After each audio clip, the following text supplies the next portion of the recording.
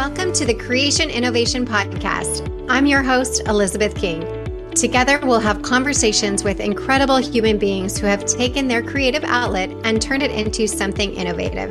From people leaving the corporate world to be 8-figure entrepreneurs to people who have created books, created a family, or just creating to have fun in the world. We are all in a journey to create something amazing in our lives, and I hope that you find some inspiration of your own here. This is the Creation Innovation Podcast.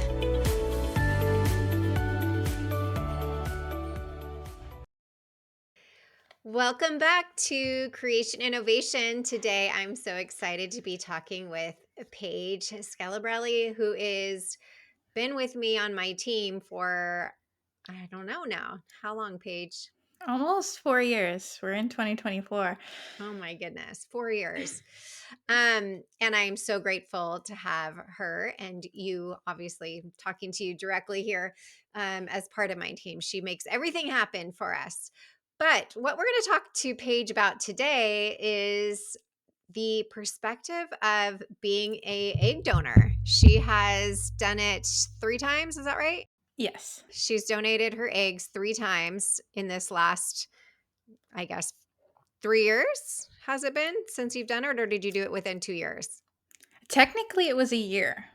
So I started in last year was 2023. I started at the end of 2022 to get all my paperwork and stuff like that. And then all 3 donations happened in 2023.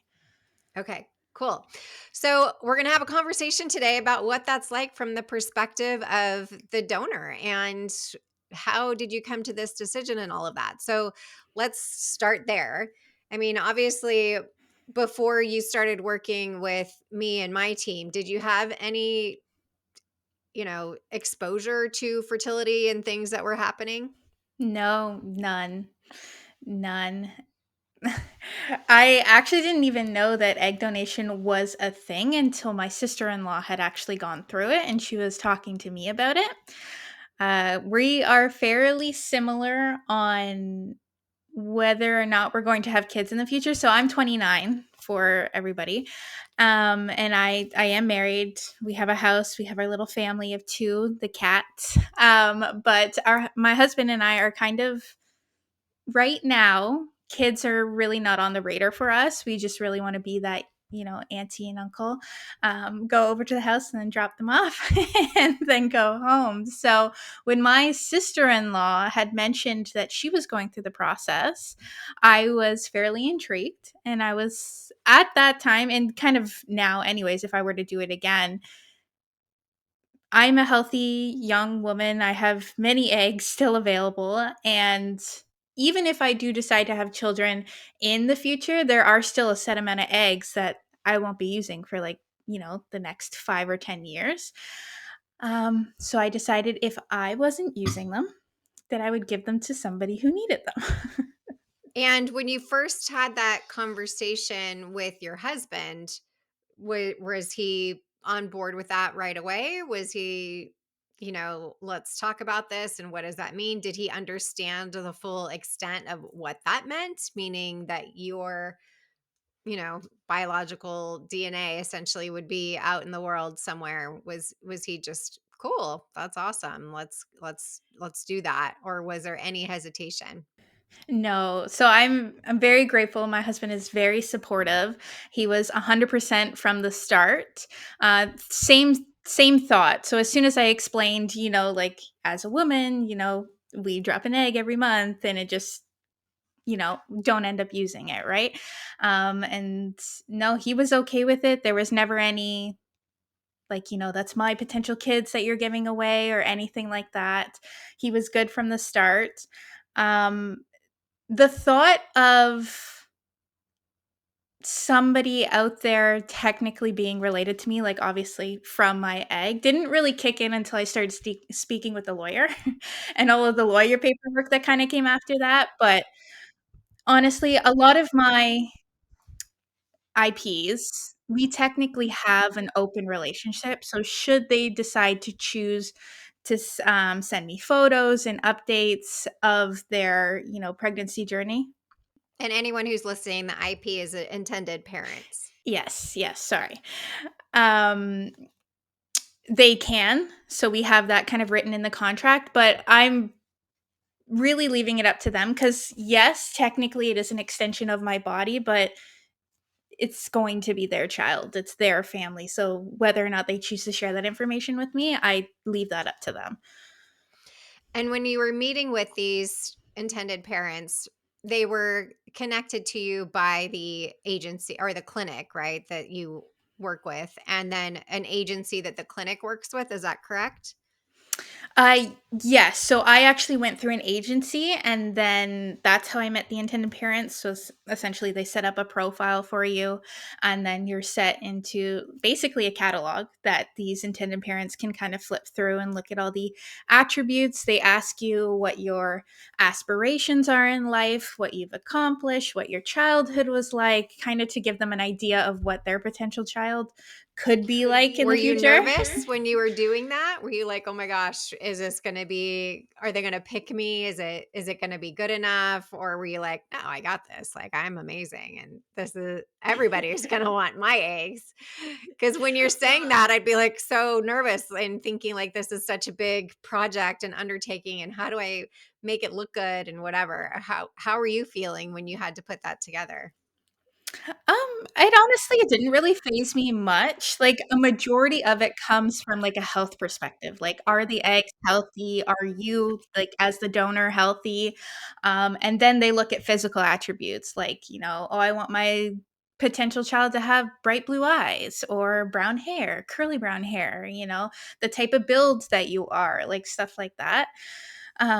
Which I don't really think matters as much as the potential of getting a healthy egg and then having the child.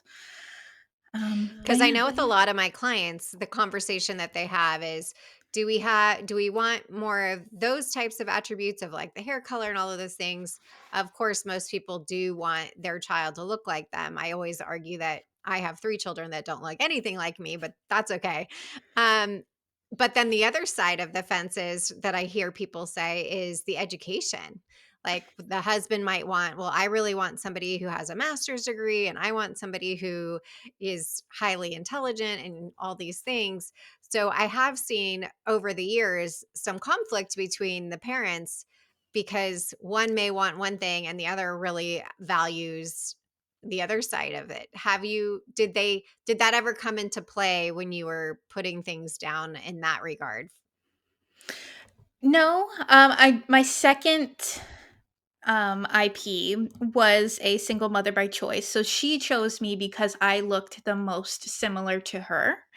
So was one that kind of picked me off of physical attributes, but no, I never really got asked about my education. Like, the fact that I own and run my own business was on my profile, so I feel like that kind of spoke for itself as well. But no, a lot of the IPs, we kind of just connected on personality as well. Like, I've met all of them, and we had kind of a Zoom call after we had been matched together.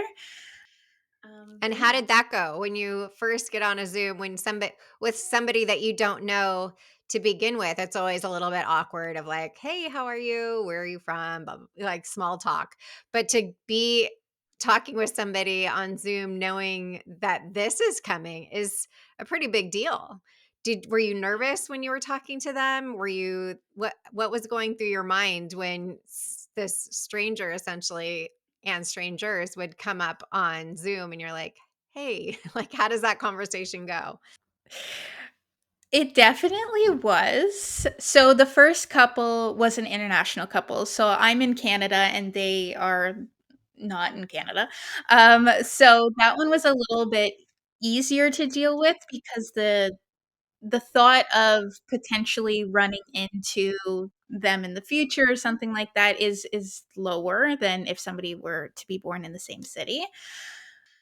Um, And was that a then thought for you of like, I don't necessarily wanna run into these people at the grocery store type of thing, or was that not really a um thing? No, I don't. think so. Like, so the first one being international, the second one being actually in a town that one of my best friends live in. So that's kind of when we started thinking about, oh, like, 10 years from now, we're walking down the street. Hey, that little girl looks just like you, or something like that.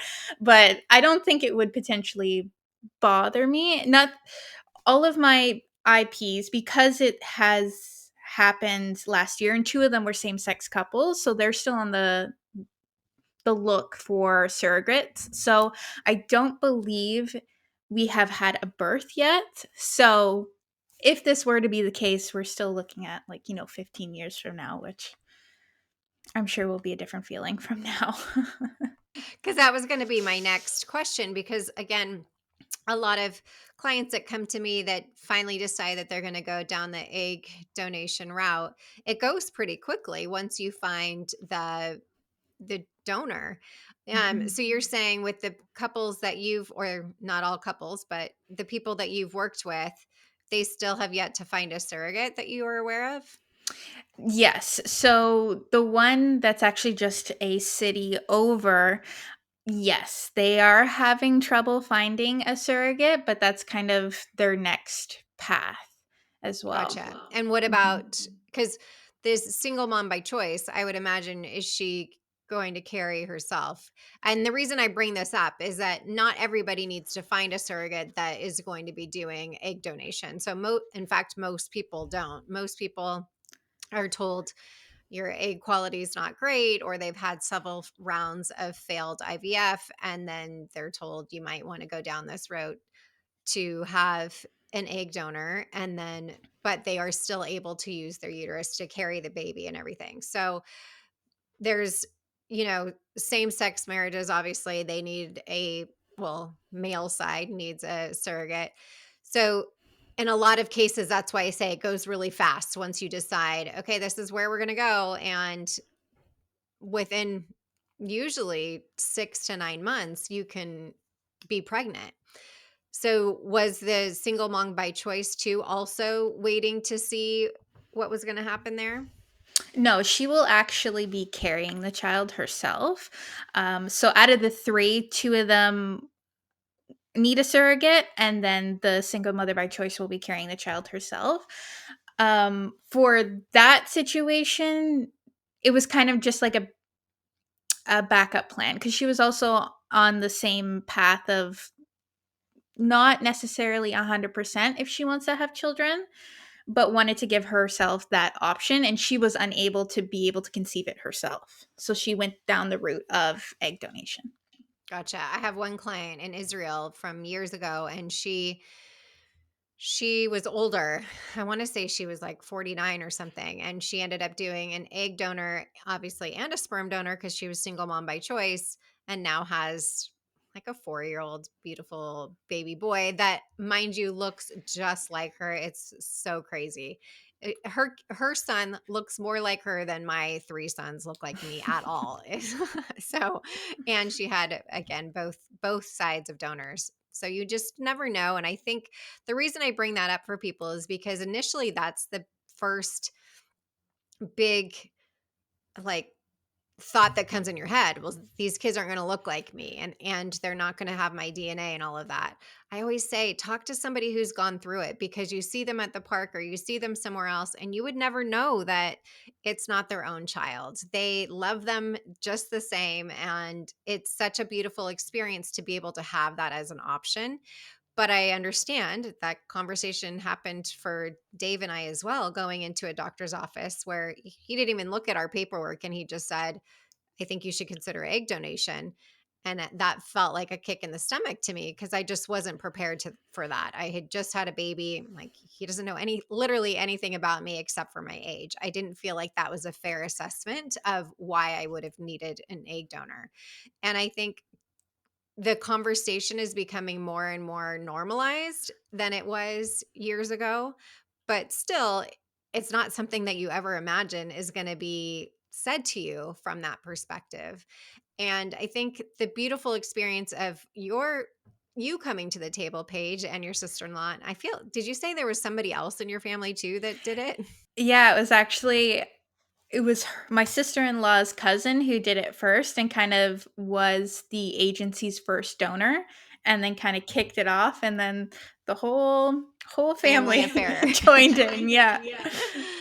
And for you guys, because you knew that you weren't going to be having children anytime soon, was there any thought from your perspective of maybe I should freeze some of my eggs now at a 20 something year old in case we do want to use them down the road? Because I know there are some agencies that offer that where Yeah. they'll take some donation to an intended couple.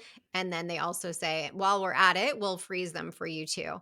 Was that ever a consideration for yourself? So with this specific agency, that wasn't an option, but I do know that that is a thing. I believe we had someone on the podcast who her agency offered that to donors. But the way my husband kind of and I sit with children right now, that if it happens, it will happen. But if we do end up getting to a point in our life where we do want children and either he's not able to conceive children or I'm unable to have children, that we would look at alternative routes. Like we would look at adoption, we would look at fostering. Like there are other ways that we would build our family from there should we decide to expand. And even that statement is unusual because most people wouldn't say that that's where they would go first. So is that a conversation you guys have always known like, oh yeah, fostering or an adoption would be something we're interested in? Yeah, actually, adoption was kind of our first conversation of children. Um, as far as I know, I'm perfectly healthy to carry and have my own children.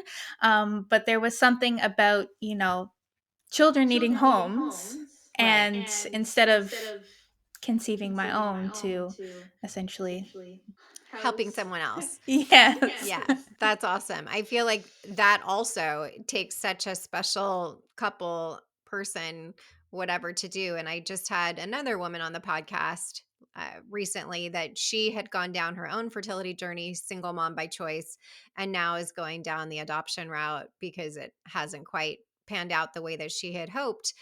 But that's a whole nother, you know, language and experience and so much to learn and all the things. But there are so many children of all ages that need homes from people that are willing and able to do that. So I think that's very cool. Is there any advice you would give to somebody who is either considering to donate their own eggs and or looking for a donor?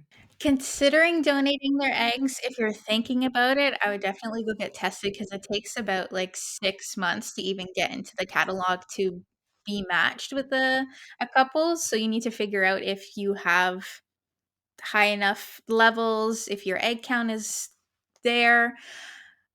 And you can always, if you're thinking about it, you could always start the process, but it's not like, say, for example, your agency comes out to you and they said, we have a couple who is interested in meeting with you. They want to match, they want to use you as an egg donor. You have the ability to say no as well. Like you can go through the process. It doesn't, as far as I'm concerned or aware, it doesn't cost you anything to get into the books. Um, Was the process of getting matched and everything easier than you expected it to be, or was it harder? yes, no, it was super easy. Um, like you had mentioned at the top of the episode, it happens very quickly as soon as you are matched with a couple. And you don't have to have an open donation, by the way. You can keep it close. Like you can keep it 100% anonymous. Like obviously, they'll see who you are, what you look like, kind of your background, as I had mentioned. But if you don't want to necessarily know who they are, you don't want to know where the child is going, you don't want anything to kind of do with that in the future, that is definitely an option for you as well. You don't have to have the open relationship. Like I said, I kind of leave it up to the parents to see how they want to kind of intertwine me into their life. I'm sure the children will have questions once they start to grow up. Um And how did you decide that? Was it just like a no-brainer for you of, well, of course I'm going to be available to them, or was there anything about any hesitation of maybe I should keep it closed? So right now it's open between the parents. So when you sit down with a lawyer, you kind of, which is another weird aspect because you project 18 years into the future of your life, right? So you not only are you protecting yourself legally, but it's like when the child becomes of, 16, 18 years old, what happens after that? So the way that all of my contracts are written are essentially if they choose to reach out to me in the future, they would have to go through a third party because I have no idea where I'm going to be in 18 years. But as of right now, it's open with their parents. So they can send me an email. They can, send me a text should they choose, send me a picture here and there, mail me something, vice versa. And was there a part of you though that was like hoping like, yeah, I'd be curious to see what that baby looked like? Or was it more from the perspective of if they had health questions and things like that, that you wanted them to have access? Well, it's kind of both. So I don't know. I'm feel like I'm fairly open-minded. I also have a gift of being able to compartmentalize things. So That is a gift. yes. So yeah, should they choose to reach out, that'd be cool. Should they choose not to, that's also cool with me. Like it's either or. It doesn't really bother me. Yes, I'd be curious to see what the child comes out looking like because I don't have any of my own. I have baby photos of myself, but And were the baby photos, did they require you to put baby photos on the catalog so that they would yes. see what that looked like? Basically everything from birth to at the time 28 years old. So they can see kind of like what the child is going to look like, what the toddler is going to look like, what you're going to look like as a teenager, adult. Yeah. That's cool. Interesting as you're saying that because I feel like I have zero pictures of myself as a baby. I think I have Yeah, it was one as hard. a 4-year-old and that's it. Yeah. Yeah. But I think, is there anything in hindsight that you wish you would have known differently, like going into it? Or did you feel because your sister-in-law did it, you felt pretty prepared? Yeah. I think because I already had people so close to me go through it that it was fairly I knew what to expect. Besides the actual retrieval, like the surgery, I guess, the actual procedure, I didn't really know what to expect there, and that was fun. But other than that, like my cousin, for example, so cousin related to sister-in-law, does actually have a child out there from the egg donation. I believe she's in an open relationship with that family. Um, but yeah, no, nothing really surprised me other than I guess the meeting with the lawyer and looking 18 years in my future. I don't think I've ever, maybe next year or 2 years from now, but 18 years was like, I don't know. You're like, I need to focus on the next 6 months. Yeah, I don't know what I'm having for dinner, let alone 18 years from now. Right. And the process itself, as far as stimulation and all of that, and then the retrieval, how did you find that? Because I know just from our conversations from the 3 times you did it, it differed a little bit. So was that what you expected? The first one, yes. So with my cousin, it was a breeze. And I think she's done 5. In Canada, you're allowed, quote unquote, allowed to donate up to 6 times. I believe she's done 5 and she's sailed through all of them. My sister-in-law only did 1 and she stated that it was the most painful experience that she's had and that was the actual retrieval process. So, she also doesn't like needles and giving herself needles for like 17 days straight was not her favorite. Um And the unfortunately, a requirement. Yes. The medication process, I didn't find too bad. I found as the more that I did, I found ways to kind of make it less painful, like numbing the area with an ice pack before doing an injection. Um, but the retrieval, it's was so odd because every single time was completely different. So the first one, barely felt it. And in Canada, I wonder if this is a difference between the US and Canada, or if it was a difference between donors and someone going through an IVF process, because it's not a prerequisite for you to be put under during an egg retrieval. You just get the local anesthesia, you're awake during it, they do the procedure, and then you're out. So I was awake during the first one. That was fine. That was a breeze. And then the second one was a little bit more painful. And then the third one, I did actually get requested to be put under. With each egg retrieval as well, the amount of eggs that I had on each ovary increased significantly as well. So I feel like that might have had something to do with the pain as well. But the last one was a breeze because I was asleep. So Yes. So in the US, it differs from clinic to clinic, and most, I would say, do put you out. When you were awake for it, were you watching on the screen of them aspirating them and taking them out? I actually didn't have a view of the monitor. The monitor was in front of me and I was staring at the ceiling. Okay. You definitely get a bit of, pre-procedure nerves as you're sitting in the room with all of this equipment around you. Everybody's like super professional and whatever, but the doctor that I had is very nice.